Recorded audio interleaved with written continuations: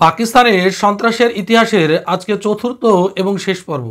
বাকি পর্বগুলি যারা দেখেননি তারা ডেসক্রিপশন বক্সের লিঙ্ক থেকে আপনারা দেখে নেবেন। চলুন শুরু করা যাক। 1991 সালের উদারনীতির আসার ফলে ভারতের গণমাধ্যম উন্মুক্ত হয়, একাধিক স্যাটেলাইট কেবল চ্যানেল শুরু হয়। পাকিস্তান এই উন্মুক্ত গণতান্ত্রিক ব্যবস্থাকে সুযোগ হিসাবে ব্যবহার করতে থাকে। এ সময় পাকিস্তানের কৌশল দুটি প্রধান স্তম্ভের উপর দাঁড়িয়েছিল। এক, আন্তর্জাতিক ও ভারতের গণমাধ্যম ব্যবহার করে প্রচারণা ছড়ানো, ভারতের ভেতরে ভেতরে বিচ্ছিন্নবাদী সাম্প্রদায়িক উত্তেজনা বাড়িয়ে ভারতের সমাজকে দুর্বলতা করা। আন্তর্জাতিক ও ভারতীয় গণমাধ্যমের মাধ্যমে প্রচারণা। পাকিস্তান আইএসআই ও সামরিক গোয়েন্দারা বেশ কিছু কৌশল অনুসরণ করে।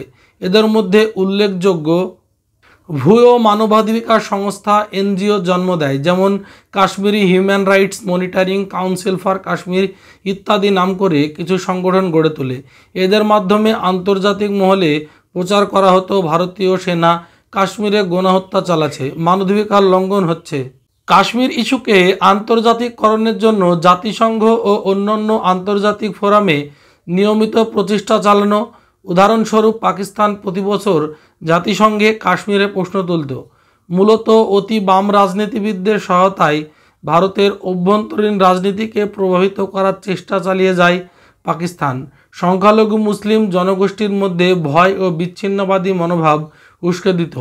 পাকিস্তান মাদ্রাসার নেটওয়ার্ক, কিছু চরমপন্থী সংগঠন এবং আর্থিক সহায়তার মাধ্যমে ভারতে কিছু অঞ্চলে মৌলবাদী প্রচারণা চালায়। অপারেশন টুপাকের আওতায় পাকিস্তান যুবকদের প্রশিক্ষণ শিবিরে ডেকে পাঠাতো।